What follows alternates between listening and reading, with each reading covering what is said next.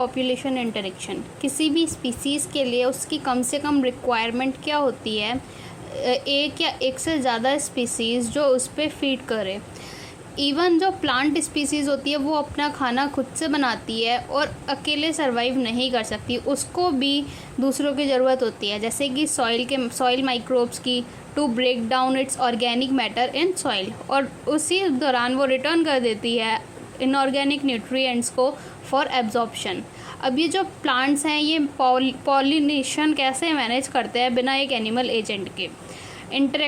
Interspecific interaction जो arise होता है दो इंटरेक्शन ऑफ पॉपुलेशन की, दो अलग अलग स्पीसीज से, जो कि बेनिफिशियल हो सकता है, डेट्रीमेंटल हो सकता है, न्यूट्रल हो सकता है, किसी एक या दोनों स्पीसीज़ को। अब जैसे अब मेरे पास दो स्पीसीज़ हैं, अब दोनों ही स्पीसीज़ को अगर बेनिफिट हो रहा है तो वो इंटरेक्शन म्यूचुअलिज्म कहलाएगा। दोनों को अगर नुकसान हो रहा है तो कंपटीशन। एक को फ़ायदा हो रहा है जो कि प्रीडेटर है और एक को नुकसान हो रहा है जो कि प्रे है, तो वो प्रीडेशन कहलाएगा। एक को फ़ायदा हो रहा है जो कि पैरासाइट है, एक को नुकसान हो रहा है जो कि होस्ट है, तो वो पैरासिटिज़म कहलाएगा। एक को फ़ायदा दूसरे को अनअफेक्टेड, तो वो कमेंसलिज्म। एक को नुकसान और दूसरा अनअफेक्टेड, तो वो एमनलिज्म। अब जो मेरा प्रीडेशन, पैरासिटिज़म और कमेंसलिज्म होता है, ये तीनों क्या करते हैं, कुछ कैरेक्टरिस्टिक्स को शेयर करते हैं, कुछ कॉमन कैरेक्टरिस्टिक्स को, जो कि ऐसी इंटरेक्टिंग स्पीसीज़ जो आपस में एक साथ रहती हैं। प्रीडेशन क्या होता है, जब what would happen to all energy fixed by autotrophic organism if community has no animals to eat plant. तब क्या होगा कि जब अगर सारी एनर्जी जो कि फिक्स्ड होती है ऑटोट्रॉफिक ऑर्गेनिजम्स के द्वारा, तो कम्युनिटी के पास कोई भी एनिमल्स नहीं बचेंगे प्लांट्स को खाने के लिए। तो थिंक ऑफ प्रीडेशन, आप किसके बारे में हम सोचेंगे, प्रीडेशन के बारे में, जो कि एक नेचर का वे है of transferring to higher trophic level, जो इसमें एनर्जी जो होती है वो फिक्स हो जाती है बाय प्लांट्स के द्वारा। अब प्रीडेशन जैसे कि हमारा टाइगर, और प्रे जो कि deer. Sparrow eating any seed, sparrow कोई भी एक सीड खा रहा है तो वो भी एक प्रीडेशन से कम नहीं है। एनिमल ईटिंग प्लांट, वो क्या हुआ, predator, not very different form of predator, ये भी एक प्रीडेटर से कम नहीं है। प्रीडेटर जो कि एक्ट करता है एक चैनल की तरह फॉर एनर्जी ट्रांसफ़र। ये क्या करता है, ये प्रे पॉपुलेशन को कंट्रोल में रखता है, और कुछ एग्जॉटिक या फिर कुछ फॉरेन स्पीसीज़ जो कि इंट्रोड्यूस कराई गई वो क्या हो जाती हैं, इन्वेजिव हो जाती हैं और स्प्रेड करना शुरू कर जाती हैं, बिकॉज जो इन्वेडेड लैंड होता है उसके पास उसका एक नेचुरल प्रीडेटर नहीं होता। जैसे कि प्रिकली पियर कैक्टस को अगर हम देखें तो प्रिकली पियर कैक्टस जो कि इंट्रोड्यूस कराया गया था ऑस्ट्रेलिया में इन द अर्ली 1920s, उसने बहुत ही बड़ा हैवोक बना दिया by spreading into millions of hectares, बहुत ही मिलियन ऑफ हेक्टेयर्स में फैल गया था फॉर रेंजलैंड। अब फाइनली एक मॉथ जो कि एक कैक्टस फीडिंग प्रेडेटर होता है, उसको उसकी नेचुरल हैबिटेट से लाया गया और इंट्रोड्यूस कराया गया उस कंट्री में, to brought invasive cactus under control. Biological control methods जो कि अडॉप्ट करे गए थे एग्रीकल्चरल पेस्ट कंट्रोल में, जो बेस्ड थे on the ability of predator to regulate prey population. Predator जो कि हेल्प होता है इन मेंटेनिंग स्पीसीज डाइवर्सिटी एक कम्युनिटी में, तो by reducing the intensity of competition among competing prey species. अब जैसे कि एक in rocky intertidal community of Pacific coast, जो स्टारफिश प्रेडेटर है वो एक इम्पॉर्टेंट प्रेडेटर हुआ। अब इन फील्ड एक्सपेरिमेंट जहाँ पे सारी की सारी स्टारफिश रिमूव कर दी गई थी एक इनक्लोज इंटरटाइडल एरिया से, तो more than 10 species of invertebrates जो थी वो एक्सटिंक्ट हो गई थी विद इन अ ईयर। किसकी वजह से, इंटर स्पेसिफिक कॉम्पिटिशन की वजह से। नेचर में देखा जाए तो प्रीडेटर क्या है, प्रूडेंट है, जो कि केयरफुल होता है अपने डिसीजन बनाने के लिए। अगर एक प्रीडेटर काफ़ी इफ़िशियंट है और ओवर एक्सप्लॉइट कर रहा है उसके प्रे को, तो जो प्रे होगा वो बिकम एक्सटिंक्ट हो जाएगा। Following it's predator will also become extinct, तो साथ ही साथ क्या होगा, अगर प्रे हमारा एक्सटिंक्ट हो गया तो प्रीडेटर भी हमारा एक्सटिंक्ट हो जाएगा because of the lack of food. तो प्रे क्या है, prey evolved various defence to lessen the impact of predation, जिसमें से पहला क्या है, कुछ स्पीसीज़ जो हैं इंसेक्ट्स की और फ्रॉग की, वो क्या हो जाती हैं, कैमोफ्लेज कर लेती हैं, अपने आप को छुपा लेती हैं cryptically colour to avoid detect easily by the predator.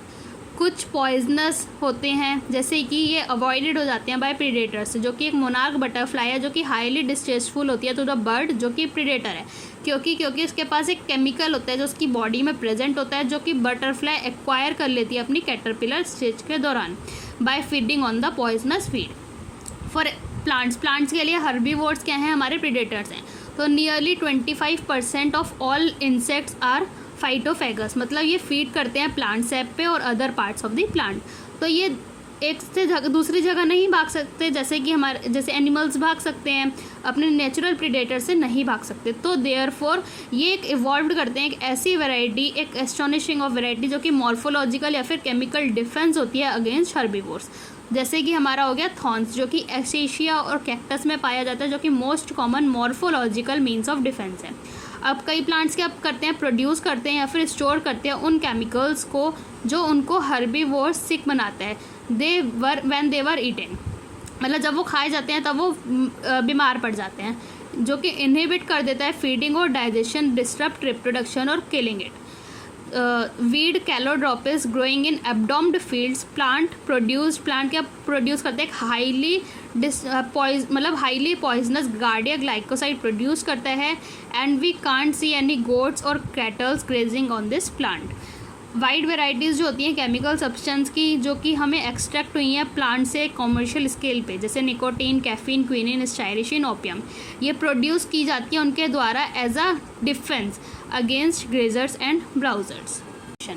जब डार्विन ने बताया था स्ट्रगल फॉर एग्जिस्टेंस और सर्वाइवल ऑफ फिटेस्ट के बारे में इन नेचर, तो उसने ये कन्वीनियंस करा था कि जो इंटर स्पेसिफिक कॉम्पिटिशन है is a potent force in organic evolution.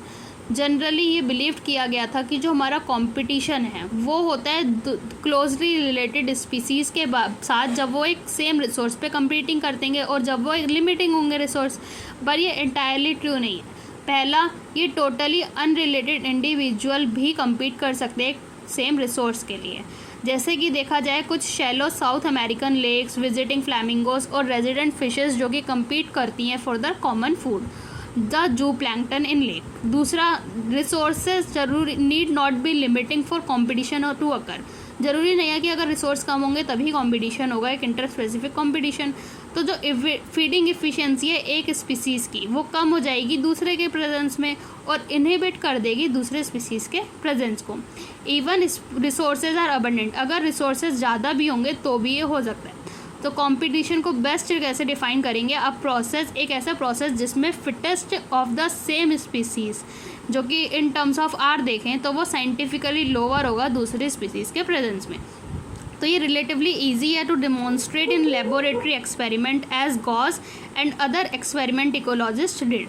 जब रिसोर्सेज हमारे लिमिटेड, तो कॉम्पिटिटिवली सुपीरियर स्पीसीज़ क्या होगी, वो एलिमिनेट कर देगी दूसरे स्पीसीज़ को। फॉर सच कॉम्पिटिटिव एक्सक्लूजन जो नेचर में देखा जाएगा इज़ नॉट ऑलवेज कंक्लूसिव, ये हमेशा कंक्लूसिव नहीं है।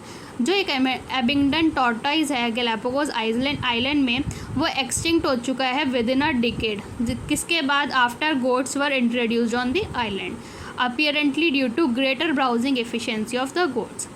दूसरा एविडेंस है, दूसरा प्रूफ है फॉर द कॉम्पिटिशन और इन नेचर, जो कि कहाँ से आया है, कॉम्पिटिटिव रिलीज से, जिसमें एक स्पीसीज़ जो कि डिस्ट्रीब्यूशन में, एक स्पीसीज़ जिसका डिस्ट्रीब्यूशन बहुत ही रुका हुआ है एक स्मॉल जोग्राफिकल एरिया में, because of the presence of competitively superior species. तो ये देखा गया it is found to expand its distributional range dramatically when competing species is experimentally removed. दूसरा, कॉनेल्स एलिगेंट फील्ड एक्सपेरिमेंट, इसने हमें ये बताया कि जो rock sea coast of Scotland the larger competitively superior barnacle था वो डोमिनेट कर रहा था इंटरटाइडल एरिया को और एक्सक्लूड कर रहा था स्मॉल बर्नैकल कैथामुलस को उस जोन में से। तो जनरली जो हर्बीवोर्स और प्लांट्स हैं वो appear to be more adversely affected by the competition than carnivores. तो हर्बीवोर्स और प्लांट्स ज़्यादा एडवर्सली अफेक्टेड हो रहे हैं कॉम्पिटिशन से देन द कार्निवोर्स।